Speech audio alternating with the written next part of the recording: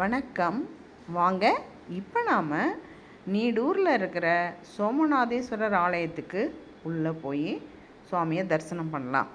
சரி, இந்த கோயிலில் என்ன சிறப்பு அப்படின்னு சொல்லி பார்த்தீங்கன்னாக்கா, இது காவிரி ஆற்றின் வடக்கு கரையில் அமைஞ்சிருக்கு. அதாவது மயிலாடுதுறையிலேருந்து மணலூர் செல்கிற சாலையில் இது இருக்குது இந்த கோயில். இது சோமநாத சுவாமி பார்த்திங்கன்னா சுயம்பு மூர்த்தியாக இருக்கிறாரு. இந்திரன் உள்ளிட்ட தேவர்கள் வணங்கிய ஒரு மூர்த்தியாகவும் இப்போ உலகின் கைலாசம் அப்படின்னு புகழப்படுற புண்ணியத்தலம் தான் இந்த இடம்.